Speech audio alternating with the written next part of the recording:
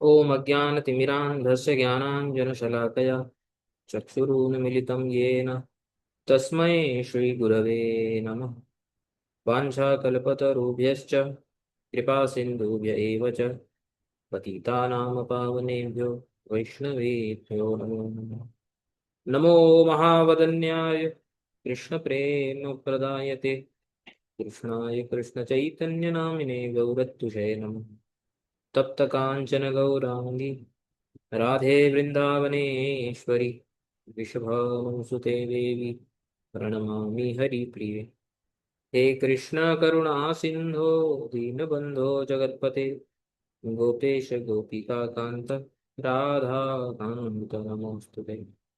वृन्दाय तुलसीदेव्यै प्रियाय केशवस्य च कृष्णभक्तिप्रदे देवी सत्यवत्ते नमो नमः। जय श्री कृष्ण चैतन्य प्रभु नित्यानंद श्री अद्वैत गदाधर श्रीवासादि गौरभक्तवृंद। हरे हरे कृष्ण कृष्ण कृष्ण हरे हरे हरे राम राम राम हरे हरे।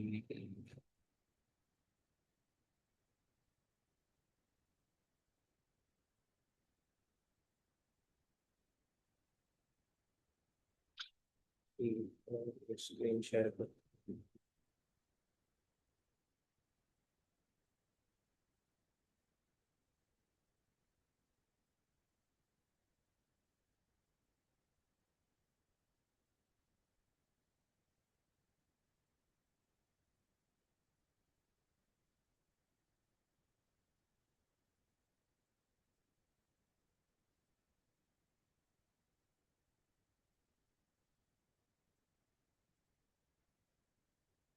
लास्ट टाइम हमने चतुर्थ स्कंद का नवम अध्याय प्रारंभ किया था। उसके शुरू के कुछ श्लोक पढ़े थे, 5 श्लोक। उसको पढ़ के आगे बढ़ते हैं। मैत्रेय उवाच त एवम् उत्सन्नभया उरुक्रमे करितावनाम प्रययुस्त्रिपिष्टपम् सहस्रशीर्षापि ततो गरुत्मता मधोर्वनं भृत्य दिदृक्षया गतः। तो यहाँ पे श्री मैत्रेय मुनि महात्मा विदुर, जिनको वो हरिकथा सुना रहे हैं, उस टॉपिक को आगे कंटिन्यू करते हैं कि इस प्रकार जब जितने भी देवता इत्यादि हैं वो भगवान के पास आए थे प्रार्थना करने कि हमें रक्षा कीजिए, हमें प्राण लेने में दिक्कत हो रही है। एक सेकंड, एक सेकंड।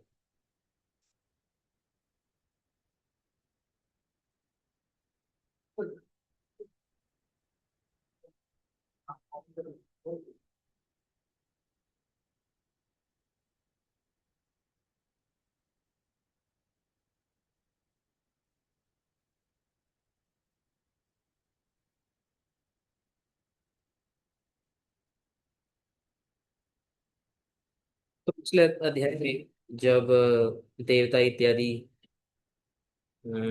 आए थे भगवान के पास हेल्प मांगने के लिए, तो भगवान ने उनको भेजा।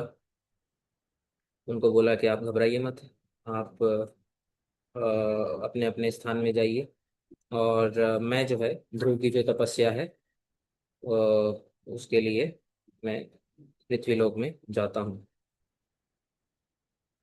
तो तब जो है भगवान इस प्रकार देवताओं को उत्सन्न भय भय से रहित करके सहस्र शीर्षा जो भगवान है गरुड़ के ऊपर विराजमान होकर मधुवन में, जहाँ पे श्री ध्रुव महाराज हैं, अपने भृत्य अपने सेवक को देखने की इच्छा से वहां पे वो चले गए।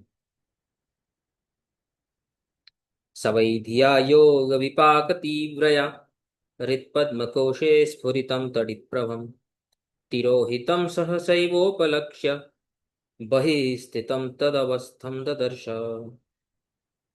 तो जब भगवान पहुंचे मधुवन में, तो ध्रुव महाराज अपनी विपाक तीव्र यानी कि दृढ़ योग अवस्था में उन्होंने सारे अपने इंद्रियां, तो क्या उन्होंने अपने जितने भी शरीर के आंख इत्यादि, कान इत्यादि, जहाँ से हवा भी जा सकती है ऐसे स्थानों को भी उन्होंने बंद किया हुआ था।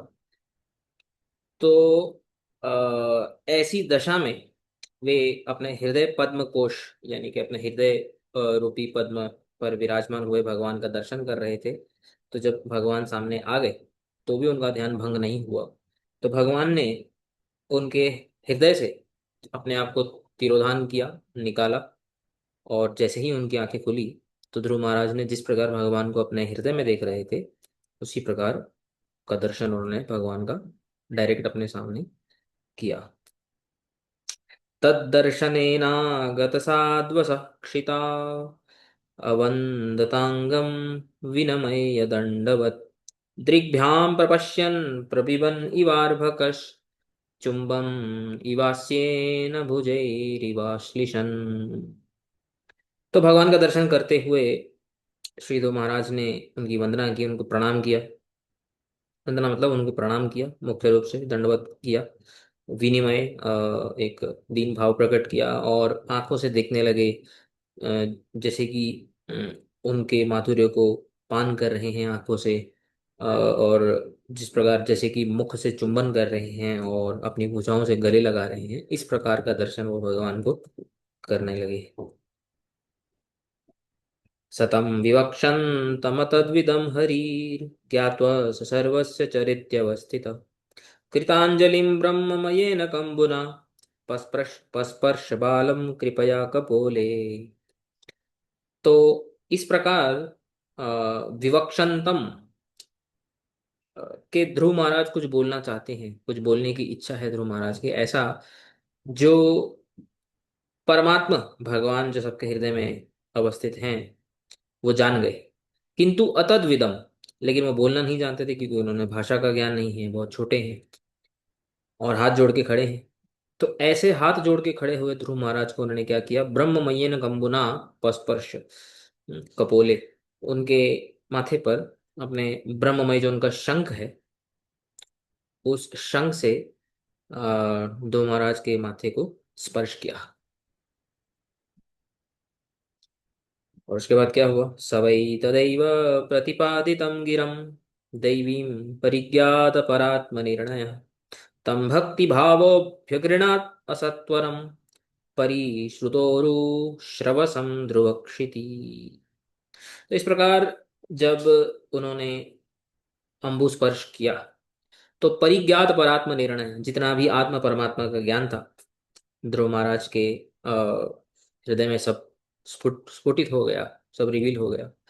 और उनकी जो वाणी है वो दैवी यानी भगवान की महिमा को गान करने वाली वाणी होगी।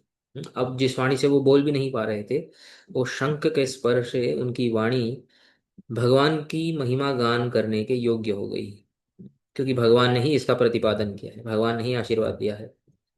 तम भक्ति भाव अभ्यग्रणत असत्वरम। तो इस प्रकार से भक्ति भावना से युक्त होकर के उन्होंने जो है भगवान को संतुष्ट करने यानी भगवान की स्तुति करना प्रारंभ किया। किसने, परिश्रुत उरुश्रवसम, उरुश्रवसम जिनकी महिमा विख्यात है तीनों लोकों में, ऐसे भगवान की महिमा का को गान उन्होंने करना शुरू किया। ध्रुव क्षिति, ऐसे ध्रुव महाराज ने जिनके पास आगे जाकर के एक बहुत बड़ा जो राज्य है वो उनको प्राप्त होने वाला है, ऐसे ध्रुव महाराज ने उनकी महिमा गान करना प्रारंभ किया। तो यहाँ तक हमने पिछली बार पढ़ा था। अब इसके आगे चलते हैं। इस श्लोक से ध्रुव महाराज की जो स्तुति है वो प्रारंभ होती है। ध्रुव उवाच योऽन्तः प्रविश्य मम वाचमिमां प्रसुप्तां सञ्जीवयत्यखिलशक्तिधरः स्वधाम्ना अन्यांश्च हस्तचरणश्रवणत्वगादीन् प्राणान् नमो भगवते पुरुषाय तुभ्यम्। क्या बोल रहे हैं, यह अखिल शक्तिधरः मम अंतः प्रविश्य स्वधाम्ना इमां प्रसुप्तां वाचाम् अन्यान् हस्तचरण श्रवण त्वगादीन् प्राणान् स संजीवयति तुभ्यं भगवते पुरुषाय नमः।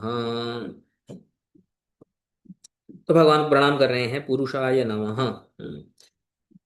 कैसे हैं भगवान, इन सब जो है विशेषणों की टीका में एक्सप्लेनेशन आती है।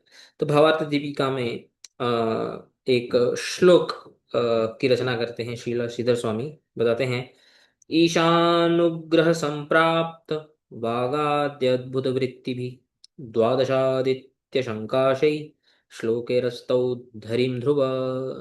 बोलते हैं, ईश अनुग्रह संप्राप्त। श्री ध्रुव महाराज अब कैसे हैं?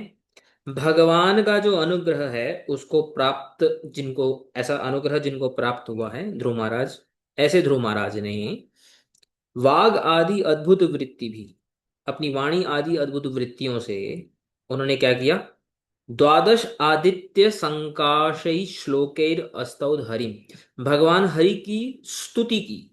अस्तौद यानी भगवान हरि की स्तुति की। और वो स्तुति कैसी है? द्वादश आदित्य, हम जानते हैं कि द्वादश आदित्य होते हैं ना, जो सूर्य के जो अंश होते हैं वो द्वादश आदित्य होते हैं। तो द्वादश आदित्य संकाशई यानी द्वादश आदित्य सदृशई, जैसे कि द्वादश आदित्य हैं, ऐसे 12 श्लोकों में, यानी कि द्वादश श्लोकों में, जो हर एक श्लोक एक आदित्य की तरह है, यानी आदित्य जिस प्रकार प्रकाश को रिवील करता है, रोशनी देता है, उसी प्रकार अध्यात्म प्रकाश करने वाले ये 12 श्लोक द्वादश आदित्य के जैसे हैं। और इन श्लोकों के द्वारा श्री ध्रुव महाराज ने भगवान हरि की स्तुति की। तो अब वापस इस श्लोक के अर्थ पे आते हैं। बोलते हैं, यह अखिल शक्तिधर, भगवान का एक पहला विशेषण है अखिल शक्तिधर, सर्वशक्तिमान, जो सारी शक्तियों को धारण करने वाले जो भगवान हैं। मम अंतः प्रविश्य, उन्होंने मेरे अंदर प्रवेश करके क्या किया? स्वधामना। तो स्वधामना का अर्थ बताएंगे अपनी चित्त शक्ति के द्वारा, अपने चित्त शक्ति से इमाम, ये जो ये सब इमाम मतलब ये सब क्या? प्रसुप्ताम वाचान, मेरी जो वाणी है जो सोई हुई थी, प्रसुप्ताम यानी जो अच्छे से सोई हुई थी, यानी कि मैं बोल भी नहीं सक रहा था, मेरी वाणी को, सोई हुई वाणी को, और अन्यान हस्त चरण श्रवण त्याग आदीन अपि, खाली वाणी को नहीं, जो हस्त हाथ है, चरण पैर है, श्रवण कान है, त्वग यानी कि जो स्किन है इत्यादि, आदि मतलब एक्सेट्रा है, मैंने जितने भी पूरे जो शरीर के जो अंश हैं, प्राणान, और जो प्राण है 5 प्रकार की जो प्राण होते हैं वायु, तो उन प्राणों को भी संजीवयति, आपने क्या कर दिया है? जीवन प्रदान किया है, स्वधामना अपनी चित शक्ति से। तुभ्यम भगवते पुरुषाय नमः, आपको, भगवान को और पुरुष को मैं प्रणाम करता। तो ये इसका क्या बोलते हैं, सरफेस मीनिंग है। अब हम टीका में जाते हैं। बोलते हैं, यो में प्रसुप्ताम लीनान वाचम अन्यांश प्राणान इंद्रियाणि स्वधामना चित शक्त्या संजीवयति। प्रसुप्ताम यानी लीन, यानी कि जो मेरी जो वाणी है, जैसे ना लीन होती है, जैसे जब बच्चा कोई होता है तो उनकी वाणी सोई हुई होती है, तो वो बोल नहीं सकते कुछ, उनको कुछ ज्ञान नहीं होता है। तो सोई हुई ऐसी वाणी को अन्यांश, बाकी भी जो है देह के जितने भी इंद्रिय इत्यादि हैं, उनको भी आपने अपनी चिक शक्ति के द्वारा संजीवनी प्रदान की है, यानी शक्ति प्रदान की है। क्यों? क्योंकि अखिल चक्षुर आदि ज्ञान क्रिया शक्ति धारयति, इसलिए बोला है आपने। क्यों किया है? क्योंकि आप अखिल शक्ति धर हो। अखिल शक्ति धर का अर्थ बता रहे हैं, चक्षुर आदि ज्ञान क्रिया शक्ति ही धारयति, जो चक्षु यानी देखना इत्यादि जो ज्ञान क्रियाएं हैं, सुनना बोलना इत्यादि जो ज्ञान क्रिया, और जो दूसरी भी जो क्रियाएं होती थी, चलना, हाथ से कार्य इत्यादि करना, ये जितनी भी क्रिया शक्ति है वो आप ही हमें प्रदान करते हैं। क्योंकि आप ही सारी शक्ति के को धारण करने वाले हैं और आपसे ही सारी शक्ति हमें मिलती है। इसलिए तथा ऐसे पुरुष को, और यानी कि ऐसे अंतर्यामी ने, ऐसे अंतर्यामी भगवान को मैं प्रणाम करता। फिर आगे बढ़ते हैं। श्री नाथ चक्रवर्ती ठाकुर यहाँ पे लिखते हैं, प्रथमम समाधि दशाम आपन्नस्य वाग आदिम सुप्तत्वात् तद्दर्शनेन पुनस्तेषां प्रबोधम उपलभ्य तस्य तत्कर्तृत्वे कर्तृकत्वेन तमेव स्तौति यो अंतः प्रविश्य इत्यादि। बोलते हैं सबसे पहले, अब भगवान के आने से पहले क्या था, समाधि दशाम प्राप्तस्य, ध्रुव को समाधि दशा प्राप्त थी। ऐसे समाधि दशा प्राप्त ध्रुव को वाग आदि नाम सुप्तत्वात्, मतलब क्योंकि वो समाधि दशा में थे, इसलिए उनकी जो वाग आदि थी वो सोई हुई थी, कुछ बोल देख भी नहीं पा रहे थे। तद दर्शन है न, कि तुझे भगवान का दर्शन हुआ, पुनः तेषाम प्रबोधम उपलभ्य तस्य तत्कर्तृकत्वेन, जब वो उन्होंने आंखें खोली तो भी वो बोल तो फिर भी नहीं सकते थे, लेकिन तेषाम प्रबोधम उपलब्ध, भगवान की कृपा उनको लाभ हुई उनके शंख के स्पर्श से। तत्कर्तृत्व कर्तृकत्वेन, तो उनके अंदर जो बोलने और हाथ पैर इत्यादि चलाने की जो शक्ति है वो भगवान कर्तृक है, यानी भगवान की दी हुई है। तमेव स्तुति, इसलिए उसी शक्ति से जिससे कि अभी वो बोल पा रहे हैं, जो हाथ पैर में उनकी जो शक्ति है क्योंकि भगवान ने दी हुई है, उसी शक्ति से सबसे पहले वो क्या कर रहे हैं, भगवान की स्तुति कर रहे हैं, भगवान को प्रणाम कर रहे हैं। यो अंतः प्रविश इत्यादि श्लोक बोल के। मृत संजीवनी शक्ति तव इयम इति नमति भगवते तुभ्यं श्री कृष्णाय नमः। तो मृत संजीवनी शक्ति, संजीवयति, इस श्लोक में बोला ना संजीवयति, यानी के मरे हुए को जीवन प्रदान करना। ऐसी जो आपकी शक्ति है, इसीलिए हे प्रभु भगवते नमः, मैं आपको प्रणाम करता हूँ। और श्रीनाथ चक्रवर्ती ठाकुर बोलते हैं श्री कृष्णाय नमः। कृष्ण को प्रणाम कर रहे हैं। कैसे कृष्ण को प्रणाम कर रहे हैं, क्योंकि कृष्ण स्वयं भगवान है। जितने भी अवतार होते हैं वो श्री कृष्ण में जो है समाविष्ट समाविष्ट होते हैं, और अवतारों को प्रणाम करना और श्री कृष्ण को प्रणाम करना एक ही बात है। अभी और एक बहुत अच्छा यहाँ पे विच्छेद करते हैं, भगवते पुरुषाय तुभ्यम, ये जो है ना नमो भगवते पुरुषाय तुभ्यम, इसमें ये जो दो शब्द हैं भगवते पुरुषाय, तो व्याकरण के संधि के जो विधि होती है, उसमें भगवते पुरुषाय का भी विच्छेद हो सकता है और भगवते अपुरुषाय का भी विच्छेद हो सकता है। तो अपुरुषाय भी पॉसिबल है। तो इसीलिए अपुरुषाय का विच्छेद करते हुए वो बताते हैं, अपुरुषाय, ऐसा विच्छेद करते हुए बताते हैं, पुरुषेभ्य पराय पुरुषोत्तमाय इति वा। जो अपुरुषाय यानी पुरुष के भी परे, अ का अर्थ में अ को परे के अर्थ में प्रयोग करते हुए बताते हैं, जो पुरुष यानी विष्णु इत्यादि के भी जो परे हैं, ऐसे पुरुषोत्तम भगवान श्री कृष्ण को मैं प्रणाम करता हूँ। अथवा और अगर इसका विच्छेद अपुरुषाय न करके केवल पुरुषाय करें, तो उसके लिए बताते हैं, तुभ्यम भगवते श्री कृष्णाय पुरुषाय आद्य अवताराय नमः। तो उस केस में वो पुरुष का भी अर्थ करते हैं आद्य अवतार। तो ये सारे अर्थ पॉसिबल होते हैं शास्त्रों में।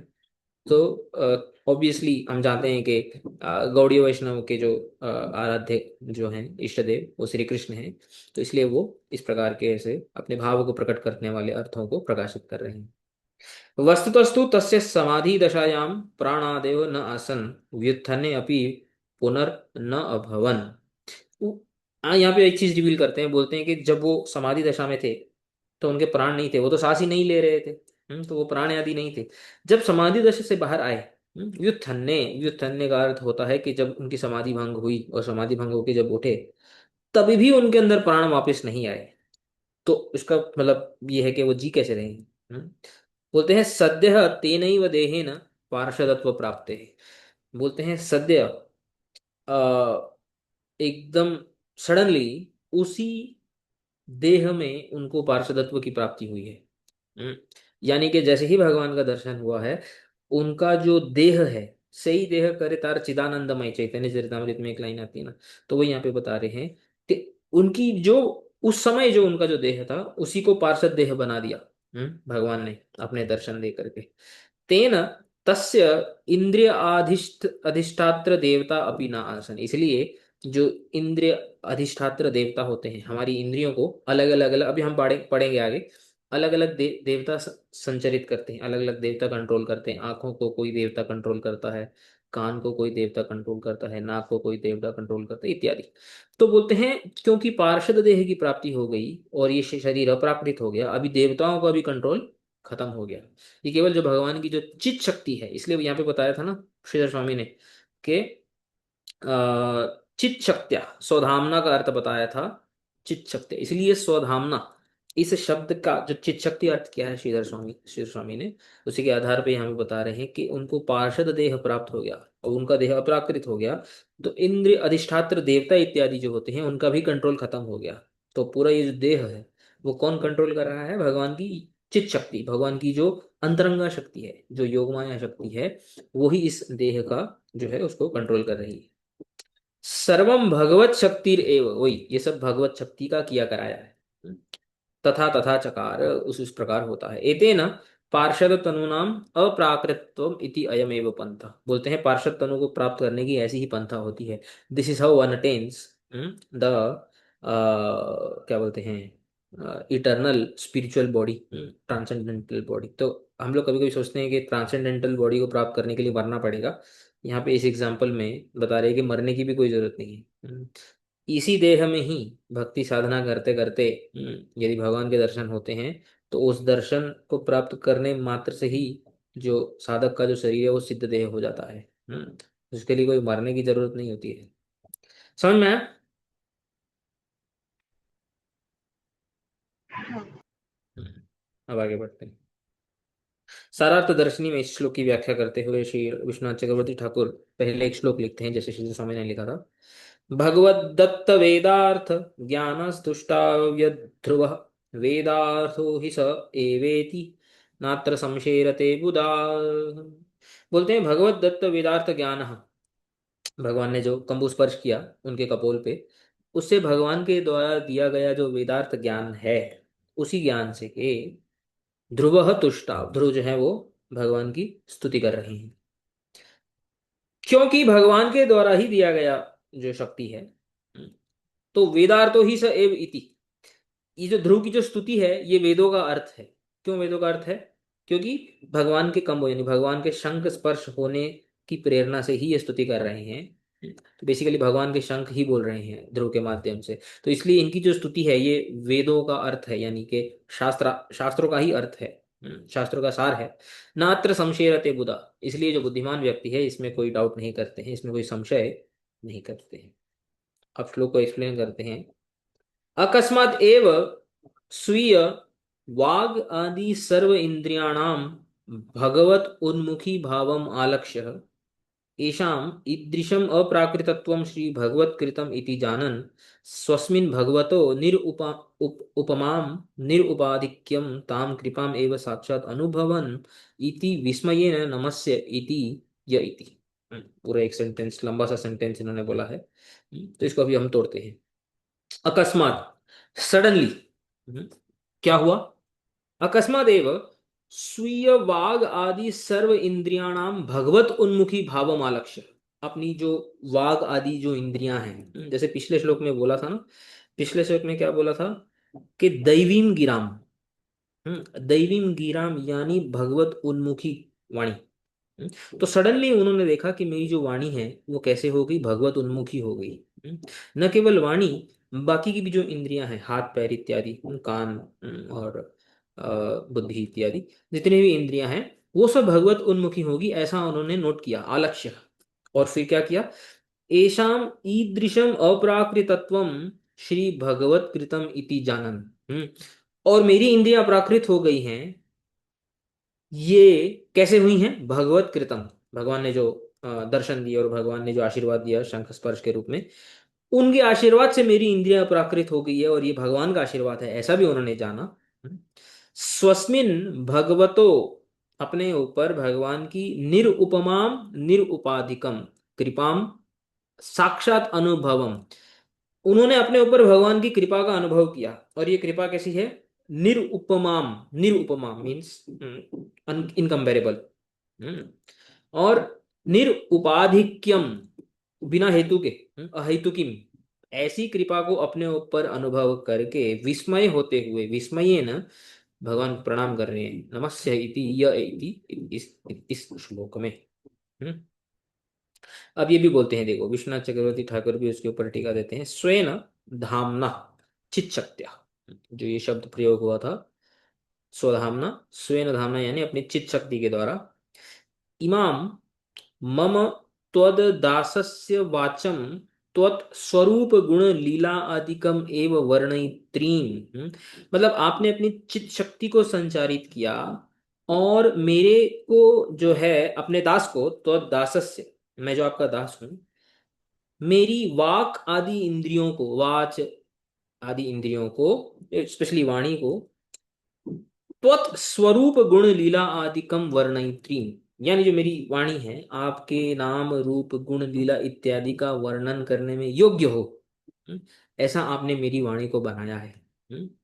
इसलिए बोल रहे हैं प्रसुप्ताम एतावत काल पर्यंतम शयित्वेव शयित्वा एव स्थिताम मृताम इव संजीवयति। इस श्लोक में बोला था ना, प्रसुप्ताम, प्रसुप्ताम वाचम। तो प्रसुप्ताम वाचन ऊपर के आचार्यों ने जो है उसको एक्सप्लेन किया कि सोई हुई इंद्रियां थी, या तो एज जो है कम होने की वजह से या फिर समाधिग्रस्त होने की वजह से। यहाँ पे विश्वनाथ चक्रवर्ती ठाकुर एक अलग अर्थ दे रहे हैं, बोलते हैं प्रसुप्तम वाचम, बोलते हैं एतावत काल पर्यंतम, मतलब अभी तक, अभी तक मतलब केवल इस जीवन में नहीं, इसके पहले वाले जन्मों में भी अभी तक, शयत्वेन स्थिताम, अभी तक वो सो रही थी। सो रही थी का अर्थ बताते हैं कि अभी तक भगवत उन्मुखी नहीं हुई थी, मेरी जो इंद्रियां हैं अभी तक संसार में ही उन्मुख थी, भगवान से विमुख थी। तो उस सेंस में ले रहे हैं प्रसुप्तम।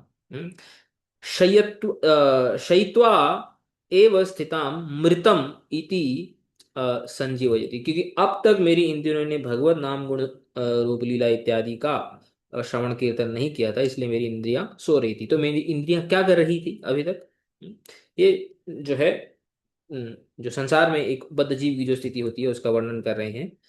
स्वीय अन्न पान आदि प्राकृत भोग वार्ताम विषयी कुर्वती जागृति एव। अभी तक हमारी जो अभी तक मेरी जो इंद्रिया थी, स्वीय अपने खुद के लिए अन्न खाना, पान आदि पीना इत्यादि, प्राकृत भोग सांसारिक भोग वार्ता जो है उसी में लिप्त थी।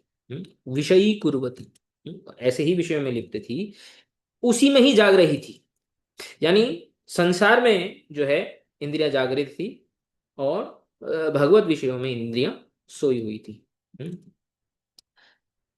ताम अत आरभ्य शाययति स्म नाशयति स्म इति भाव। अत आरभ्य, आपके दर्शन के द्वारा मेरी जो इंद्रियां जो संसार में जाग रही थी अब वहां पे सो रही हैं और भगवान के उन्मुख हो गई हैं, यानी संसार के विमुख हो गई हैं और भगवान के उन्मुख हो गई। न केवलम वाग इंद्रियम एव, केवल वाग नहीं, दूसरी भी इंद्रियों का वर्णन किया ना श्लोक में। तो वाचम और अन्यांश्च हस्त चरण श्रवण त्वगादीन।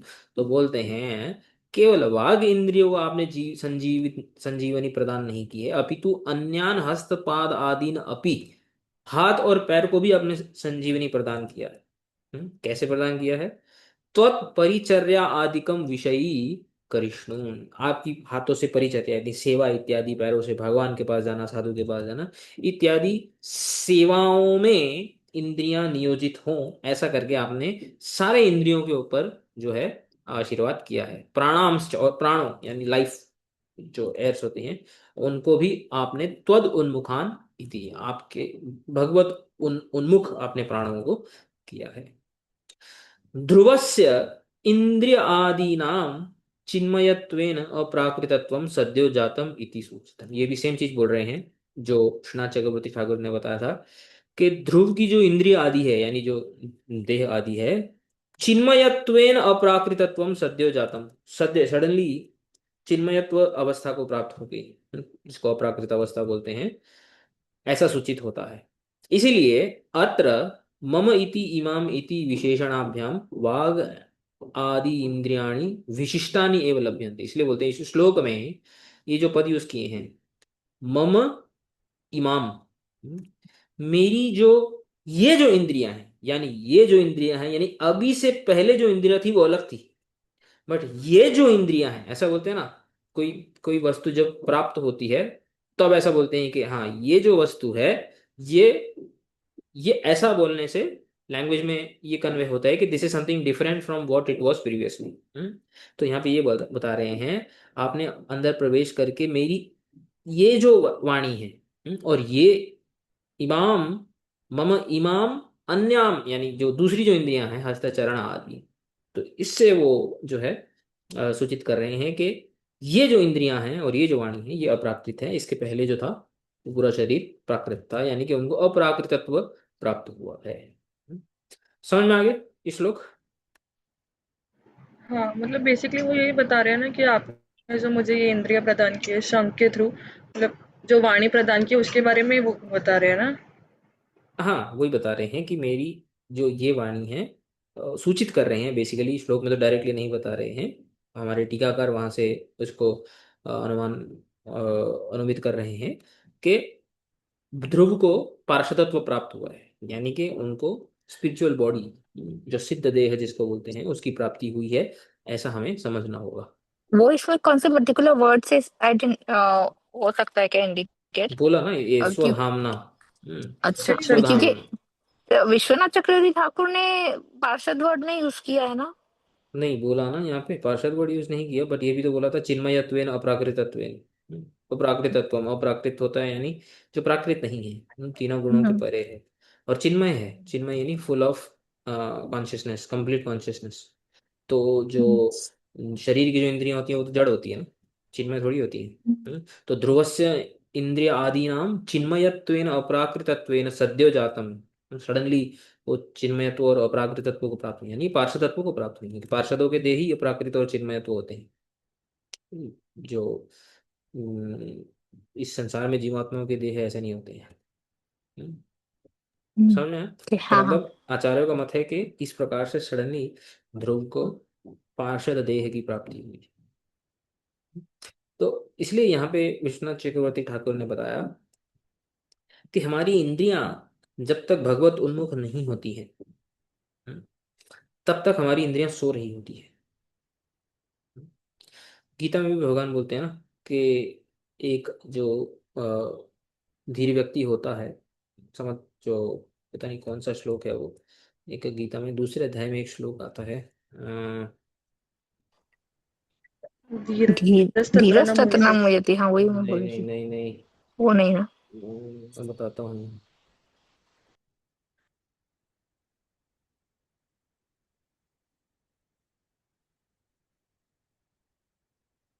हम्म, ये वाला जो 69, या निशा सर्वभूतानां तस्यां जागृति संयामि, यस्यां जागृति भूतानि सा निशा पश्यतो। तो जो या निशा सर्वभूतानां, जो साधारण जीवात्माओं के लिए जो निशा होती है, यानी कि जो रात्रि होती है, तस्याम जागृति संयामी, जो संयामी यानी जो इंद्रियों को और मन को जो कंट्रोल करने वाला, जो योगी होता है, वो उसके लिए दिन होता है, वहां पे वो जागता है। हम्म। यस्याम जागृति भूतानी, जहाँ पे साधारण जो जीवात्मा है वो जागती है, सा निशा पश्यतो मुने, वहां पे वो जो मुनि है, संयमी है, वहां पे वो सोता है। इसका अर्थ क्या है? इसका अर्थ ये नहीं है कि अगर लोग रात को सोते हैं तो वो दिन में सोता है, ऐसा नहीं है। इसका भावार्थ है कि जिस जिस फील्ड में जो साधारण व्यक्ति एक्टिव होता है, यानी कि मटेरियल वर्ल्ड में, वहां पे जो मुनि होता है वो इनएक्टिव होता है। हम्म, और जिस जिस फील्ड में जो लौकिक, जो साधारण जो लोग होते हैं वो इनएक्टिव होते हैं, यानी धर्म में, अध्यात्म में, वहां पे जो मुनि है वो जागा हुआ होता है। इसलिए यहाँ पे बताया ना विश्वनाथ चक्रवर्ती ठाकुर ने क्या बताया कि मेरी सोई हुई इंद्रियों को आपने जगा दिया। मेरे सोए हुए जो वाग और हस्तपद आदि इंद्रियां थी, वो सूर्य पान आदि प्राकृत भोग वार्ता में जाग रही थी, वहां पे आपने उनको सुला दिया, राइट। और आपके नाम रूप गुण लीला में वो सोई हुई थी, लेकिन वहां पे आपने उसको संजीवन कर दिया। तो बेसिकली इस पद का अर्थ इन्होंने ऐसा किया है। प्रसुप्ताम संजीवयति, सोई हुई इंद्रियों को जगा दिया, बहुत अच्छा अर्थ किया है। कि मेरी इंद्रिया सोई हुई थी, भगवान के नाम रूप गुण लीला से विमुख थी और संसार में जाग रही थी, अब उन्होंने आपने दर्शन देकर शंख स्पर्श करके सांसारिक संसार की तरफ आसक्त मेरी इंद्रियों को, वहां से आसक्ति को नष्ट कर दिया, वहां पर सुला दिया, और आपके तरफ उन्मुख करके भक्ति प्रदान करके अपनी तरफ उन्मुख करके उनको जीवन प्रदान किया। तो जीवन का यहाँ पे अर्थ दे रहे हैं भक्ति। समझ में आया? तो जब तक जैसे नॉर्मल लोग रहते हैं, जब तक भावावस्था में नहीं पहुंचे तो इंद्रियां सोई रहती है, यही कंसिडर करना है। अरे मतलब ये मेटाफर है, कंसिडर करना मतलब it is just a metaphor. ये एक हाँ, एग्जाम्पल मतलब है। वैसे। इसका भाव है ये, कि यहाँ पे इंद्रियां सोई हुई हैं, बोलने का अर्थ ये है कि भगवान से विमुख है। और हाँ, हाँ। जब इंद्रियां वास्तविकता में तब जागती हैं जब भगवान भगवत उन्मुख होती हैं। तो ये बोलने का एक भाव है। ठीक है। तो यहाँ पर इसके ऊपर बहुत अच्छे अच्छे श्लोक भी आते हैं शास्त्र में। हम्म, कि जनरली लोग क्या करते हैं, सुख और दुख के पीछे ही भागते हैं। तो शास्त्र में बड़े अच्छे श्लोक आते हैं, बोलते हैं सुखस्य अनंतरम दुखम दुखस्य अनंतरम सुखम चक्रवत परिवर्तनते सुखानी च दुखानी च। तो बोलते हैं जीवन कैसा होता है, सुखाद अनंतरम दुखम। अभी सुख है, अब थोड़ी देर बाद कुछ ना कुछ दुख आएगा ही आएगा। हम्म और दुखस्य अनंतरम सुखम, अभी दुख है तो थोड़ी देर बाद सुख आएगा ही आएगा। चक्रवत परिवर्तन, एक चक्र के जैसे जैसे व्हील होता है ना, रोटेट करता रहता है, एक पार्ट ऊपर एक पार्ट नीचे, फिर वही वाला ऊपर, फिर वो दूसरा वाला नीचे, एंड सो ऑन। इस प्रकार से जीवन में सुख और दुख लगे रहते हैं। इसलिए सुख के पीछे भागना और दुख को हटाने की पूरी चेष्टा करते रहना, इसी में ही जीवन को नष्ट नहीं करना चाहिए। ये भाव है। और एक जगह पे बोलते हैं अप्रार्थितानि दुखानि यथैव आयान्ति देहिनाम सुखानि अपि तथा मन्ये दैवम अत्र तिरिच्यते। बोलते हैं जिस प्रकार दुखों की कोई प्रार्थना करता है क्या, कोई प्रार्थना है, कुंती महारानी ने किया है, लेकिन उनको छोड़ के कोई ऐसे साधारण व्यक्ति प्रार्थना नहीं करता। बोलते हैं अप्रार्थितानि दुखानि, दुखों की प्रार्थना नहीं करने पर भी यथा यथा एव आयांति देही नाम, फिर भी दुख आते हैं ना, आते हैं कि नहीं आते। दुखों की प्रार्थना करना मतलब चेष्टा करना, कोई चेष्टा तो नहीं करता है कि मेरे को दुख आए, मेरे को प्रॉब्लम आए, फिर भी आते हैं। सुखानी अभी तथा मन्य, इस प्रकार सुखों को भी ऐसे ही मानना चाहिए। हम्म? सुख में, जीवन में सुख भी अगर लिखा होगा साधारण चेष्टा से, मतलब ऐसे नहीं कि घर में बैठने से, ऐसे नहीं बोल रहे हैं, लेकिन जो हम साधारण चेष्टा करते जा रहे हैं अपने कर्मों के अनुसार, सुख भी आएंगे ही आएंगे। इसमें कोई डाउट नहीं है। तो यह इसके बोलने का अर्थ ये है कि बहुत ज्यादा खाली सुख मुझे मिले और दुख जो है, मतलब मटेरियल डिजायर्स को एक लिमिट के बाहर लेके जाना, ये मूर्खता है। हम्म लिमिट को क्रॉस करना मूर्खता है ऑब्वियसली। जीवन को धारण करने के लिए जो फंडामेंटल बेसिक चीज चाहिए, उनको तो हमें इकट्ठा करना पड़ेगा। बट केवल सुख ही सुख हो और दुख बिल्कुल भी ना हो, ऐसी मूर्खता है। कुछ ना कुछ दुख रहेगा ही, और कुछ कभी ना कभी कुछ ना कुछ सुख ऑटोमेटिकली मिलता रहेगा। दैवम अत्र अतिरिच्यते, ये सब भगवान का जो है, जिसको डेस्टिनी वगैरह भी बोलते हैं, इस सब से कर्मों से अपने आप होता है। इसलिए इन चक्रों में हमें नहीं पड़ के भगवान के नाम रूप गुण लीला का श्रवण कीर्तन करना चाहिए। इसी के ऊपर श्रीमद् भागवत में एक जगह पे अ, विदुर विदुर और मैत्रेय मुनि का जो संवाद शुरू होता है, जैसे अभी हम लोग चतुर्थ स्कंद पढ़ रहे हैं, इनका संवाद शुरू होता है तृतीय स्कंद में, 5वें अध्याय में। यहीं से इनका संवाद शुरू होता है। तो एकदम स्टार्टिंग में ही विदुर बताते हैं कि आप जैसे, यानी मैत्रेय मुनि जैसे जो महात्मा, हम्म, वो संसार में क्यों विचरण करते हैं। बोलते हैं जनस्य कृष्णाद विमुखस्य दैवाद अधर्मशीलस्य सुदुखितस्य। इस श्लोक में, इस संसार में जो जन है, यानी कि जो मनुष्य हैं, वो कृष्ण से विमुख हैं। कृष्णाद विमुखस्य जनस्य, क्यों विमुख हैं, दैवात, यानी देवी माया के प्रभाव से, भगवान की बहिरंगा शक्ति के प्रभाव से जो है, जो जीवात्माएं हैं, स्पेशली जो मनुष्य हैं, वो भगवान से विमुख हैं। और क्योंकि भगवान से विमुख हैं, वो कैसे हैं, अधर्मशील से, अधर्म कर रहे हैं, अधर्म में रत हैं। हम्म। क्योंकि अधर्म में रत हैं, वो क्या कर रहे हैं, सुदुखित से, इसलिए बार बार दुख को प्राप्त कर रहे हैं। ऐसे इनकी स्थिति जीवात्माओं की, मनुष्यों की। अनुग्रहाय इह चरन्ति नून, इनके ऊपर, इस संसार में ऐसे जीवात्माओं के ऊपर अनुग्रह करने के लिए, कृपा करने के लिए, नूनम निश्चितम,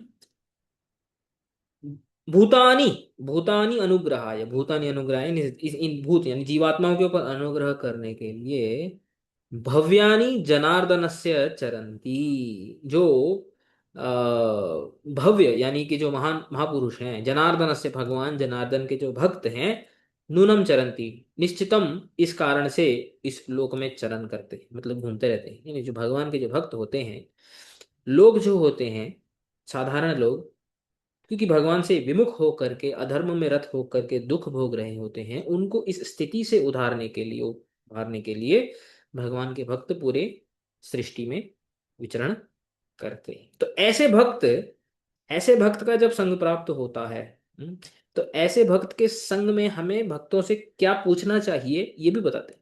इसके पहले वाले श्लोक में बताते हैं कि यदि यदि ऐसा भक्त जीवन में हो तो हमें उससे क्या वार्ता करनी चाहिए। तो वही चीज बोलते हैं, देखो, सुखाय कर्माणि करोति लोको न तै सुखम वान्यदुपारमं वा विन्देत भूयास्तत एव दुःखम यदत्र युक्तम भगवान वदेन्न। बोलते हैं सुखाय कर्माणि करोति लोको, इस श्लोक में व्यक्ति कर्म क्यों करते हैं, सुखाय, सुख के लिए, दुख के लिए तो कोई नहीं करता है। अप्रार्थितम एवं दुखानि, अभी पढ़ा ना। तो सुखाय कर्माणि करोति लोको, क्या फिर सुख की प्राप्ति होती है? 100% नहीं होती है। न तई सुखम, फिर भी उनको सुख की प्राप्ति नहीं होती है। क्या दुख चला जाता है? नहीं। अन्यद उपारमम व, जो दुख है वो भी खत्म नहीं होता है, चेष्टा करते रहते हैं सुख की, सुख मिलेगा, न सुख मिलता है, न दुख समाप्त होता है। विंदेत भूयस तत एव दुखम, फिर भी उनको बार बार ही दुख मिलता रहता है, किसी न किसी प्रकार से। इसलिए यदतर युक्तम भगवान वदेन, इसलिए यहाँ पे जो युक्त बात है इसको कैसे सॉल्व करें, ये बेसिक प्रॉब्लम को कैसे सॉल्व करें, हे भगवान, यानी कि हे मैत्रेय मुनि, ऐसा कुछ हमें बताएं, ऐसा कुछ हमें कुछ ऐसा उपदेश दें। तो इसलिए एक महात्मा के पास जब हम जाते हैं, एक साधु के पास जब हम जाते हैं, प्रश्न क्या पूछने चाहिए ये भी बहुत इंपॉर्टेंट होता है। तो यहाँ पे विदुर अपने आचरण से हमें बताते हैं कि सत्पुरुष को सत्संग में जाके प्रश्न किस क्वालिटी के होने चाहिए। प्रश्न ये नहीं होने चाहिए कि मुझे ये दुख है, या मुझे वो दुख है, मुझे ये नहीं मिल रहा है, मेरा बच्चा नहीं हो रहा है, मुझे जॉब नहीं मिल रहा है, इस प्रकार के जो प्रश्न हैं वो बहुत ही अधार्मिक प्रश्नों की कैटेगरी में माने गए हैं। यानी कि जिसमें शिष्य की पूर्ण मंगल नहीं होगा, इस प्रकार के प्रश्न माने गए हैं। प्रश्न केवल भगवत संबंधित प्रश्न होनी चाहिए साधु के साथ। ठीक है, तो फिर आगे बढ़ते हैं अगले श्लोक में। टाइम हो गया ना, खाली ये श्लोक करते हैं आज। एकस्त्वमेव भगवन् इदमात्मशक्त्या मायाख्ययोर्गुणया महदाद्यशेषम् सृष्ट्वानुविश्य पुरुषस्तदसद्गुणेषु नानेव दारुषु विभावसु वद्विभासि। तो हमें बोलते हैं, हे भगवान, त्वम एक एव, आप एक ही हो। भगवान दो चार नहीं है। क्यों बोल रहे हैं बताएंगे। एक एव पुरुष माया आख्यया उरुगुणया आत्मशक्त्या इदम महद आदि अशेषम जगत सृष्ट्वा अनुविश्य तद असद्गुणेषु विभावसु वत् दारुषु नाना एव विभासी। क्या बोल रहे हैं देखो, हे भगवान, पहले सरफेस लेवल मीनिंग करते हैं फिर टीका में जाएंगे। हे भगवान, आप एक हो, आप दो चार नहीं हो। त्वम एक एव पुरुष माया आख्यया उरुगुणया, माया के नाम से प्रसिद्ध जो गुण है, यानी सत्व गुण, रजोगुण, तमोगुण जो है, इससे आप क्या करते हो, आत्मशक्ति, ये जो आपकी शक्ति है, ये अभी बहिरंगा शक्ति की बात कर रहे हैं। ऊपर जो जो चित शक्ति की जो बात की थी, इस शब्द में स्वधामना, इस स्वधामना। शब्द में चित शक्ति, स्वधामना चित शक्ति। अभी आत्मशक्ति यानी कि गुणमयी शक्ति, ये दूसरी वाली शक्ति है, बहिरंगा शक्ति जिसको हम बोलते हैं। तो इस गुणमयी शक्ति से महद आदि अशेषम, यानी इस संसार की आप सृष्टि करते हो, सृष्टवा। तो महद जो है सबसे पहला एलिमेंट होता है जब इस संसार की सृष्टि होती है, महत्त्व इत्यादि। उस प्रकार से जो है संसार की सृष्टि होती है। तो आप संसार की सृष्टि करने के बाद अनुविश्य, जगत की सृष्टि करते हो, उसके बाद अनुविश्य प्रवेश करते हो इस जगत में। हम्म, तद असद गुणेशु, वो ही असद गुण जिससे आपने सृष्टि की रचना की है, उन्हीं गुणों में आप प्रवेश करते हो, पुरुष रूप में, अंतर्यामी रूप में। विभावसुवत, विभावसु, विभावसु यानी अग्नि के जैसे, वत, अग्निवत, अग्नि के जैसे आप जो है ये सब कुछ करने के बाद भी, यानी कि चित शक्ति के कंट्रोलर होने के बाद भी और बहिरंगा शक्ति के कंट्रोलर होने के बाद भी आप एक ही हैं, आप दो चार नहीं हैं। दारुषु नाना एव यथा विभासी, फिर भी आप अलग अलग दिखाई देते हैं, फंक्शन आपका अलग अलग है। हम्म? भगवान के धाम में भगवान के भक्तों के साथ जो है लीला करने में भगवान व्यस्त हैं, नारायण कृष्ण इत्यादि रूपों में, और इस संसार में विष्णु इत्यादि, शिव ब्रह्मा इत्यादि रूपों में संसार का चलन क्रिया इत्यादि करने में, सृष्टि स्थिति प्रलय इत्यादि करने में नियुक्त है। फंक्शनली आप अलग अलग हैं, इसलिए आप अलग अलग दिखाई देते हैं, किंतु तत्व सिद्धांत रूप से आप एक ही हैं, आप दो चार नहीं हैं। एग्जाम्पल देते हैं, दारूहु, जिस प्रकार अग्नि में, सॉरी, जिस प्रकार लकड़ी में अलग अलग लकड़ियां होती है ना, तो लकड़ी में अग्नि होती है क्योंकि लकड़ी को अगर आप रब करोगे तो उससे अग्नि आती है। हम्म? तो अलग अलग लकड़ियां होती है, कोई बोल सकता है ये लकड़ी अलग है, ये लकड़ी लकड़ी अलग है, तो इसमें अग्नि अलग है, इसमें अग्नि अलग है, बट वस्तु में अग्नि तत्व एक ही है। हम्म? वही अग्नि तत्व इस लकड़ी में है और वही अग्नि तत्व उस लकड़ी में है। तो अलग अलग आपके चेष्टाएं होने पर भी, अलग अलग आपके फंक्शंस होने पर भी आप एक ही हैं, आप दो चार नहीं हो, और आपसे ऊपर भी कोई नहीं। ये इस श्लोक में बोल रहे हैं। तो क्यों बोल रहे हैं, अभी हम इसको पढ़ते हैं। तो सीधे समय बताते हैं, ननु, यदि कोई पूर्व पक्ष यहाँ पे रखे, ऊपर क्या बोला था, देखो ऊपर क्या बोला था ध्रुव महाराज ने, कि मेरी वाणी को और मेरी वाग आदि इंद्रियों को, जो हस्त चरण श्रवण त्योग इत्यादि जो इंद्रियां हैं, उस उन सबको आपने संजीवनी प्रदान की, यानी जीवन जीवन दिया। यहाँ पे भगवान बोल सकते हैं, अरे वाग आदि इंद्रिय शक्ति धरा वहनी आदय प्रसिद्धा ना अहम। अरे क्या बात कर रहे हो, बोलते ध्रुव, ये जो वाग आदि इंद्रिया है, उसको संचारित करने वाले, उसको कंट्रोल करने वाले तो देवता होते हैं, जैसे वहनी, जैसे जो अग्निदेव है वो हमारी वाणी को कंट्रोल करता है, अभी अभी देखेंगे हम। और भी दूसरे दूसरे जो हमारी जो सेंसेस होते हैं, जो इंद्रियां होती हैं, उनको अलग अलग देवता, उनको अधिष्ठात्र देवता बोलते हैं। तो वो उनको कंट्रोल करते हैं। तो तुम मुझे क्यों बोल रहे हो कि मैं ही सबका एकमात्र कंट्रोलर? इसके उत्तर में यदि भगवान ऐसा प्रश्न करें, तो इसके उत्तर में वो बोलते हैं तो हम एक, तो आप एक हैं, यानी कि अग्नि इत्यादि देवताओं में भी आप ही हैं, आपके थ्रू ही सारे देवता अपने कर्म कर रहे हैं, आप ही उनको आशीर्वाद देते हैं, आप ही उनको शक्ति प्रदान करते हैं, जिससे कि वो हमारी इंद्रियों का संचालन कर सके। तो मैं आपको अभी थोड़ा डाइवर्ट होके बताता हूँ कि ये हमारी इंद्रियों का संचालन कौन से देवता कैसे करते हैं। एक शास्त्र है यहाँ पे, सर्व वेदांत सिद्धांत सार संग्रह। तो इसमें जो है श्रीपाद आदि शंकराचार्य यहाँ पे हमको बताते हैं कि कुछ श्लोकों में, कि किस प्रकार से कौन से देवता हमारी कौन सी इंद्रियों को संचालन करते हैं। बोलते हैं, श्रोतस्य दैवतम दिक् स्यात् त्वचो वायुर्दृशो रवि। बोलते हैं श्रोतस्य दैवतम दिक् स्यात्। श्रोत्र, श्रोत्र का अर्थ होता है सुनना, श्रवण। उसके देवता हैं दिक्, यानी दिशाएं, जो दिशाएं होती हैं। त्वचः वायु, त्वच यानी स्किन, उसकी जो देवता है वायु है। दृशः रवि ही, दृश यानी दर्शन, यानी कि आंखें, इनके जो देवता हैं वो सूर्य हैं, रवि। जिह्वाया वरुणो दैवम, घ्राणस्य तो अश्विना बुभौ, वाचोऽग्निहस्तयोरिन्द्रः, पादयोस्तु त्रिविक्रमः। जिह्वाया दैवम वरुण, जिह्वा यानी टेस्ट। ओके, जिह्वा के दो फंक्शन है, एक टेस्ट करना और बोलना।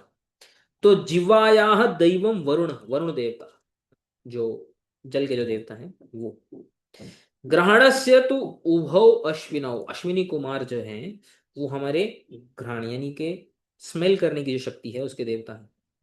वाचः अग्नि, हमें बताया था ना अभी, वाग आदि इंद्रिय शक्ति वहनी, वहनी यानी अग्नि, एक्सेट्रा बोला है वहां पे, सब एक ही देवता का नाम लिया, यहाँ पे सब डिटेल बता रहे हैं। वाच अग्नि, जो स्पीकिंग एबिलिटी जो है उसको अग्नि देवता कंट्रोल करते हैं। हस्तयोः इंद्र, हमारे हाथों को इंद्र देवता कंट्रोल करते हैं। पादयो तु त्रिविक्रम, हाँ त्रिविक्रम भगवान ने, वामन भगवान ने त्रिविक्रम रूप धारण किया था ना, जो अपने तीनों चरण से पूरे तीनों लोग, दो दो स्टेप से ही तीनों लोग, तो हमारे पैरों को वो त्रिविक्रम देवता जो है वे कंट्रोल करते हैं। पायोः मृत्युरुपस्थस्य त्वभिदैवं प्रजापतिः, मनसो दैवतं चंद्रो, बुद्धेर्दैवं बृहस्पतिः। बोलते हैं मृत्यु पायो, पायो का, पायो मतलब जहां पे हम, जहां से हम मल विसर्जन करते हैं, उस इंद्रिय के जो देवता हैं वो है मृत्यु यानी यम, यमराज। प्रजापति जो हैं, दक्ष प्रजापति इत्यादि जो प्रजापति होते हैं, वे उपस्थस्य अधिदेवम, उपस्थ यानी जहां से हम मूत्र इत्यादि विसर्जन करते हैं, वो उस ऑर्गन के देवता हैं। मनसः चंद्र, मन के जो देवता हैं वो है चंद्र। मन चंद्र मनसा दैवम, बृहस्पति बुद्धे दैवम, बुद्धि के जो देवता हैं वो हैं देवताओं के जो गुरु, गुरु बृहस्पति। रुद्रस्त्वहंकृतेर्दैवम, क्षेत्रज्ञश्चित्तदैवतम, दिगाद्या दैवता सर्वाः सात्विकांश, सात्विकांश समुद्भवः। बोलते हैं रुद्र तु अहंकृते देवम, अहंकार के जो देवता हैं वो है रुद्र, भगवान शंकर के अंश। क्षेत्रज्ञ चित्त दैवतम, हमारे चित्त देवता हम स्वयं हैं। हमारे चित्त में जो भी संस्कार इकट्ठे हुए हैं पूर्व पुनः पूर्व, पुराने पुराने जन्मों से, वो हमारे ही कर्मों से हैं। इसलिए हमारे चित्त के अंतःकरण के जो देवता हम स्वयं हैं, चित्त के। दिगाद्या सर्वा देवता सात्विक अंश समुद्भव, और दिग से शुरू किया था ना, श्रोत्रम दैवतम दिग, तो दिगाद्या, दिग से शुरू होने वाले जितने भी देवताओं का नाम लिया है यहाँ तक, सात्विक अंश समुद्भव, ये सब भगवान के सत्व गुण के अंश से जो है उद्भूत होते हैं, प्रकट होते हैं। अच्छा, ये क्या करते हैं? संधिता इंद्रिय स्थानेष्विंद्रियाणि समन्ततः निग्रहन्ति अनुग्रहन्ति प्राणी कर्मानुरूपतः। बोलते हैं इंद्रिय स्थानेषु समन्ततः संधिताः, मतलब सारी जो इंद्रियों के जो स्थान हैं उनको समन्ततः पूर्ण रूप से घेर के, मिलिता मिलकर हमारी इंद्रियों को कंट्रोल करते हैं। कैसे कंट्रोल करते हैं? प्राणी कर्म अनुरूपतः, प्राणी के, जीव के जो कर्म के अनुरूप इसको कंट्रोल करते हैं, रैंडमली कंट्रोल नहीं करते हैं। हमारे पूर्व जन्म के जो कर्म है उससे हमारी इंद्रियों को कंट्रोल करते हैं। इंद्रियाणी निग्रहंती अनुग्रहंती, कभी कभी इंद्रियों का निग्रहण करते हैं, मतलब उन इंद्रियों को पनिश करते हैं। कभी कभी इंद्रियां हमारी, कोई कुछ इंद्रियां वीक होती हैं, कुछ कुछ काम नहीं करती हैं, कुछ कुछ में कुछ प्रॉब्लम होती है। और कभी कभी अनुग्रहंती, कभी कभी कृपा करके किसी इंद्रियों को स्ट्रांग करते हैं, किसी इंद्रियों को बहुत ज्यादा एबल करते हैं। तो ये देवताएं होते हैं जो हमारी इंद्रियों को कंट्रोल करते हैं। हमारी इंद्रिय की जो शक्ति होती है वो देवताओं से आती है। देवताओं से तो क्या आती है? हमारे पूर्वजन्म पूर्वकृत कर्मों से ही आती है, क्योंकि पूर्व प्राणी कर्म अनुरूपतः देवता निग्रहंती अनुगृहंती, तो देवता कंट्रोल करते हैं, बट अल्टीमेटली कारण मैं ही हूं, आई एम द कॉज। तो यहाँ पे बताते हैं कि हमारे इस, हम जो भी कार्य करते हैं ना, हम जैसे बोलते हैं ना कि हमें सक्सेस अचीव करनी है किसी भी कार्य में। आजकल बहुत सारे लोग सक्सेस की बात करते हैं, अगर आप मेहनत करोगे तो सक्सेस हो जाओगे, you will achieve and so on. तो ये 100% पॉसिबल नहीं होता है किसी भी कार्य में, क्योंकि हमें सिर्फ हमारे पास जो विल है उसको हम भले फ्री विल बोलते हैं, बट टेक्निकली फ्री विल नहीं है, बहुत ही लिमिटेड विल है हमारे पास। बाकी इतनी सब चीजें हम लोग कंट्रोल कर रही है। तो यहाँ पे बताते हैं किसी भी कार्य में कंट्रोल करने वाली चीजें बहुत होती हैं, जैसे शरीर कर्ण ग्राम प्राणाहम अधिदैवतम, पंचैते हेतव प्रोक्ता निष्पत्तौ सर्वकर्मणाम। जितने भी कर्म हम करते हैं ना, उस कर्म की निष्पत्ति में, यानी कि उस कर्म की सक्सेस में सारे के सारे फैक्टर काम करते हैं। क्या काम करते हैं? शरीर, हमारा जो शरीर है, कर्ण ग्राम, कर्ण का अर्थ होता है इंद्रियां, और ग्राम यानी समूह, जितने भी हमारी इंद्रियों के समूह है। कितनी हमारी इंद्रियां केपेबल है, वो भी काम करती हैं। प्राण, कितनी हमारी आयु कितनी। अहम यानी अहंकार, वो भी काम करता है। अहंकार से आता है ना कॉन्फिडेंस इत्यादि, ये सब अहंकार के फंक्शंस होते हैं। अधिदैवतम यानी जो अधिष्ठात्र देवता है, जो ऊपर अभी बताए, उनकी ही कृपा से निग्रहंती अनुग्रहंती। एते पंच सर्व कर्माणाम निष्पत्तो हेतव प्रोक्त। ये सारे के सारे जो हैं, जो है 5 कारण होते हैं हमारे एक्टिविटीज में, जो है सक्सेस और फेलियर को लीड करने के लिए। ये ऐसा सिमिलर एक श्लोक भगवत गीता में भी आता है। यहाँ पे बोलते हैं, देखो, अधिष्ठानम तथा कर्ता करणम च पृथक विधम विविधश्च पृथक चेष्टा दैवम चैवात्र पंचमम। अधिष्ठानम, अधिष्ठानम, अधिष्ठानम का अर्थ मतलब जैसे शरीर, अधिष्ठान जहाँ पे हम रह रहे हैं। हम कहाँ पे रह रहे हैं, जीवात्मा कहाँ पे रह रही है, शरीर में रह रही है। तो अधिष्ठानम यानी शरीर। कर्ता, हम्म, कर्ता यानी अहम, जीवात्मा, मैं, जो जीवात्मा है वो। करणम, करग्रामम, यानी इंद्रियां। और दैवम, दैवम यानी अधिदैवम, ये जो देवता होते हैं।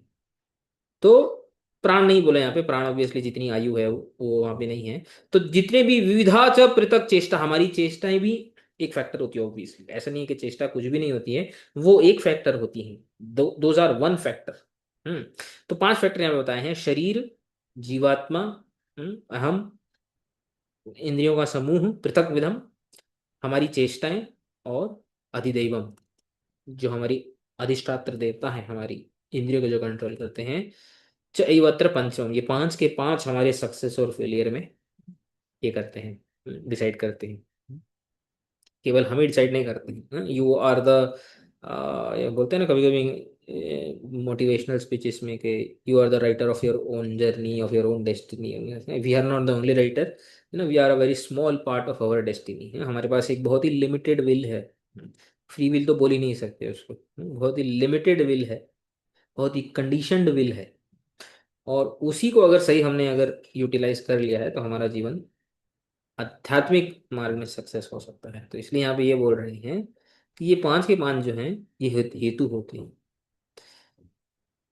कर्मानुरूपेण गुणादिकं भवेत्, गुणानुरूपेण मनः प्रवृत्ति, मनोनुवृत्तैरुभयात्मकेन्द्रियैः निवर्त्यते पुण्यमपुण्यमत्र। तो फाइन, इसको, इस टॉपिक को यहाँ पे कंक्लूड करते हुए बोलते हैं, कर्मानुरूपेण गुणादिकम भवेत्। कर्मों के अनुसार ही हमारे गुणों की कॉन्स्टिट्यूशन, कॉन्स्टिट्यूएंट जो होते हैं, यानी कि सत्वगुण, रजोगुण, तमोगुण, ये किस किस मात्रा में कैसे कैसे हमारे शरीर के अंदर बिहेव करेंगे, ये हमारे कर्मों के अनुसार होता है।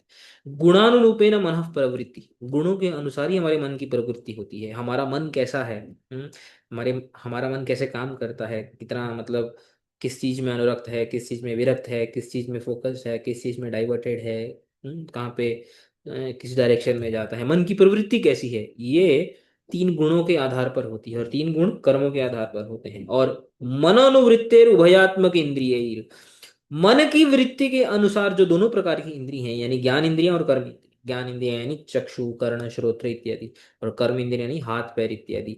ये जो हैं नियुक्त होते हैं मन के अनुसार। निवर्तयते, नियुक्त होते हैं पुण्यम अपुण्यम से। किस में नियुक्त होते हैं, पुण्य में या अपुण्य में नियुक्त होते हैं। तो ये सब श्लोक पढ़ने से ऐसा लगता है कि ऐसे हम लोग को जो है हमारे कर्म ही हमको चला रहे हैं। But still there is one small, क्या बोलते हैं, विंडो ऑफ विल, जहाँ पे हम फिर भी डिसीजंस ले सकते हैं, कि जिस प्रकार से आगे की जो हमारी जो कर्म है, या आगे की जो हमारी जो जर्नी है, वो हम डिसाइड कर सकते हैं। और वो एक बहुत छोटी सी विंडो है, वो बहुत बड़ी विंडो नहीं है। तो कभी कभी हम सोचते हैं कि हम करना चाहते हैं, लेकिन हम कर नहीं पा रहे हैं। वो कारण यही होता है कि हमारी जो कर्म हम लोग को इस फोर्स कर देते हैं किसी किसी जर्नी में जाते हुए, किसी किसी डायरेक्शन में जाते हुए, कि हम ऐसे लगता है कि although we are, you know, like, हमारे पास कोई कंट्रोल नहीं है, विच इज अ फैक्ट। कोई कंट्रोल नहीं है। थोड़ा सा एक स्मॉल विंडो ऑफ विल है, जिसको अगर हमने सही से यूटिलाइज किया है, तो then, you know, it will be very helpful in deciding the future course of our journey.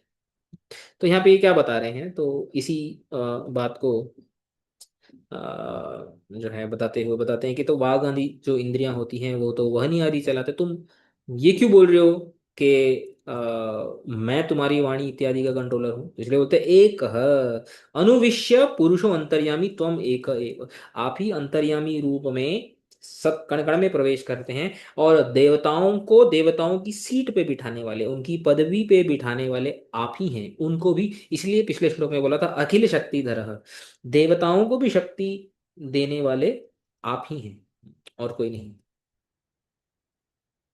फिर श्री श्रीनाथ चक्रवर्ती ठाकुर इसमें बताते हैं, ननु अहम एव कथम पुरुषत्वेन भगवत्वेन च पृथक नमसि इति आह एकस्त्वम एव इत्यादि। अच्छा, यहाँ पे पिछले श्लोक में दो पद का प्रयोग हुआ था, भगवान और पुरुष। तो ये जो मैं एक ही हूँ, मतलब यानी जो ध्रुव महाराज बोल रहे हैं आप एक ही हैं, श्रीनाथ चक्रवर्ती ठाकुर इस दो वर्ड्स के कॉन्टेक्स्ट में उसको लेते हैं।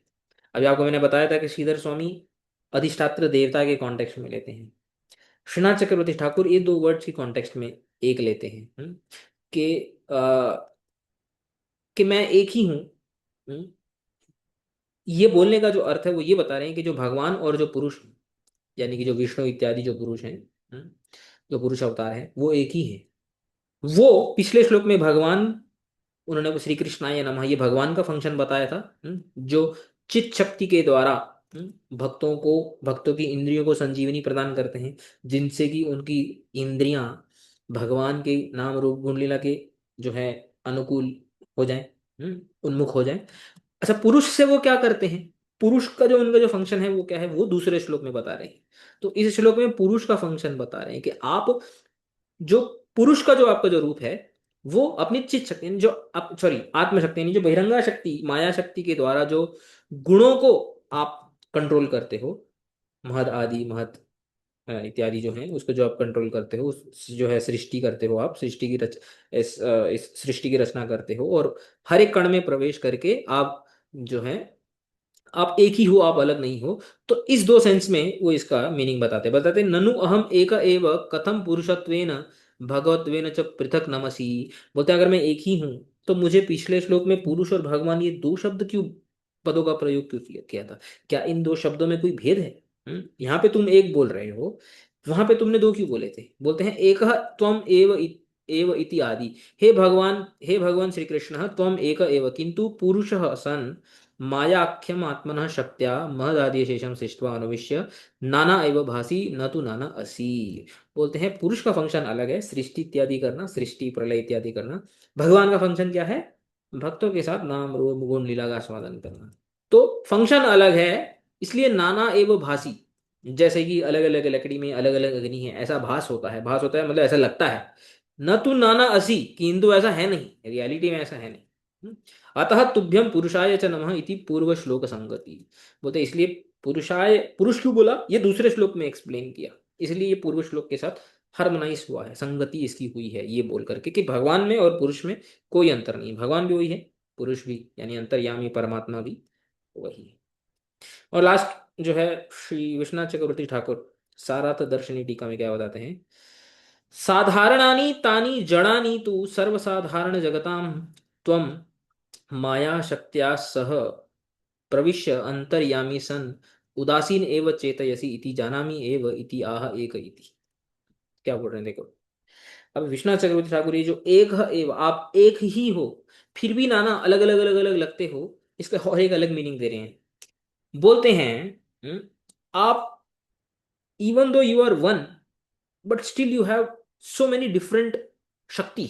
आपकी जो शक्तियां हैं, आपकी जो क्या बोलते हैं पोटेंसीज हैं, कैसे अलग अलग आप एक होते हुए भी अलग अलग तरीके से काम करती है। तो ऊपर कौन सी शक्ति के बारे में बात किया उन्होंने पिछले श्लोक में? चित शक्ति। तो चित शक्ति से क्या करते हैं भगवान? भक्तों की इंद्रियों को भगवत अनुकूल बनाते हैं, भगवत उन्मुख बनाते हैं। और माया शक्ति, अभी इस श्लोक में माया शक्ति की बात हो रही है, माया शक्ति से वो क्या होता है? साधारण जो जीवात्मा होते हैं उनकी इंद्रियां भगवान के विमुख हो जाती है। यानी कि दे टर्न अवे फ्रॉम भगवान। तो यहाँ बोलते हैं साधारणानी, नॉर्मली, तानी जड़ानी, साधारण लोगों की जो इंद्रियां वो जड़ है। तो सर्वसाधारण जगताम, जो सर्वसाधारण जगत में जो लोग होते हैं, तो हम माया शक्तिया, आप माया शक्ति से यानी बहिरंगा शक्ति से, माया शक्तिया सह प्रविश्य अंतर्यामी सन, आप माया शक्ति के साथ सहित प्रवेश होके आप अंतर्यामी रूप में उनके इंद्रियों में प्रविष्ट होते हो। और उदासीन एवं चेतयसी, और उदासीन रहते हो। उदासीन means neither like nor hit, मतलब कि न आसक्त होना न विरक्त होना, मतलब उदासीन मतलब कर्मों के अनुरूप उनको फल देते हो। इति अहम जानामि, ये मैं जानता हूं, ये बता रहे हैं इसलिए आप एक हो। लेकिन फिर आप अलग अलग क्यों ऐसे दिखाई देते हो? अनुप्रविश्य पुरुषो अंतर्यामी, अंतर्यामी रूप में आप कण कण में जो प्रवेश करते हो, तस्यां मायया असत्सु गुणेषु इंद्रिय आदिषु चेतयितुम स्थितः सन नाना एव भासी। कथम, बोलते हैं सबकी इंद्रियों में प्रवेश करके उनको चेतयितुम, उनको कॉन्शियस करके, हमारी इंद्रियों को भगवान ही कॉन्शियस करते हैं, वरना तो हम डेड होते हैं। जब हम मर जाते हैं तो हमारी इंद्रिय डेड हो जाती है, मैटर। तो भगवान हमारी इंद्रियों में इन गुणों के माध्यम से, असत गुण यानी कि सत्व रज आदि गुणों के माध्यम से प्रविष्ट होते हैं और हमारी इंद्रियों को चेतना प्रदान करते हैं। नाना प्रकार लगते हैं, अलग अलग लगते हैं, क्योंकि हमारी चेतनाएं अलग अलग बिहेव करती हैं। एग्जाम्पल देते हैं, तेन त्वद भक्तानाम इंद्रियाणि त्वत् पार्षदात् त्वम एव विषय कुर्वन्ति त्वन्मयानि अप्राकृतानि एव भवन्ति। वही शक्ति अंतरंगा शक्ति का रूप लेकर के आपके भक्तों को, आपके पार्षदों को और आपके भक्तों को त्वम एव विषय कुर्वन्ति, उन भक्तों की इंद्रियां के विषय आप होते हैं, यानी कि उनकी इंद्रियां आपका भजन करती है। त्वत्मयानी, उनकी इंद्रियां आप, त्वत्मयानी मतलब भगवतमय होती हैं, भगवत उन्मुख होती हैं। अप्राकृतानी एवं, और इसलिए अपराकृत होती हैं। और अन्य शाम, जो साधारण लोग होते हैं, वही आपकी एक शक्ति बहिरंगा शक्ति जो है, अब यहाँ पे बहिरंगा शक्ति काम करती है, तानी मायाम एवं विषयी कुर्वन्ति, और वो साधारण लोगों की इंद्रियों को माया के प्रति करती हैं, यानी कि माया के उन्मुख करती हैं और भगवान से विमुख करती हैं। मायामयानी यानी मायामय करती हैं उनकी इंद्रियों को। एव इति स्वधामना, पूर्व पदे जो स्वधाम बोला था, कि भक्तों की इंद्रियों को एक चीज करना, और इस श्लोक में जो माया आख्या, जो माया के द्वारा साधारण लोगों की इंद्रियों को दूसरी जगह पे उन्मुख करना, यानी माया की तरफ उन्मुख करना, क्योंकि आपकी जो शक्तियां हैं इस प्रकार से अलग अलग काम करती हैं, तो इसीलिए ऐसा लगता है कि ये कोई और है जो इनको कंट्रोल कर रहा है, कोई और है जो इनको कंट्रोल करता है। वास्तविकता में आप एक ही हो। तो ये दो पदों से, पिछले श्लोक में स्वधामना इस पद से और इस श्लोक में माया आख्या इस पद से, पदाभ्याम सिद्धांत ध्वनित, ये सिद्धांत ध्वनित हुआ है कि एक ही भगवान है, उनकी अलग अलग शक्तियां हैं जो साधारण लोगों पे अलग काम करती हैं और भक्तों के ऊपर अलग काम करती है। अलग अलग काम करते होते होते भी इनके सबके जो शक्तिमान है, जो अल्टीमेट ओनर है शक्तियों की, वो आप एक ही हो, आप अलग अलग नहीं। समझ में आया? समझा। ऐसे श्लोक को अद्वैतवादी ज्यादा अपने उसमें वो कर सकते हैं ना, हम्म? जैसे एक ही शक्ति है। मैं मतलब एक दूसरे कॉन्टेक्स्ट में बोल रही हूँ कि ऐसा जो श्लोक है, जैसे उन्होंने अग्नि और लकड़ी का एग्जाम्पल दिया, तो इसमें अद्वैतवादी भी अपना वो रख सकते हैं ना, अपनी क्या रख तरफ वो सकते हैं? करने के लिए, कि मतलब एक ही, जैसे अलग अलग लकड़ियां हैं बट अग्नि सेम है, तो वैसे ही जो हाँ भगवान हाँ, है वो और तो वो। सब कर सकते हैं, वो तो कोई ये नहीं है, तो सब होता ही है। उसमें कोई दिक्कत नहीं है, तो इंटरप्रिटेशन तो अलग अलग होती है। ठीक है, तो आज दो श्लोक हमने किए, उसको जहाँ पे विश्राम देते हैं। वाञ्छाकल्पतरुभ्यश्च कृपा सिन्धुभ्यैव च पतितानां पावनेभ्यो वैष्णवेभ्यो नमो नमः।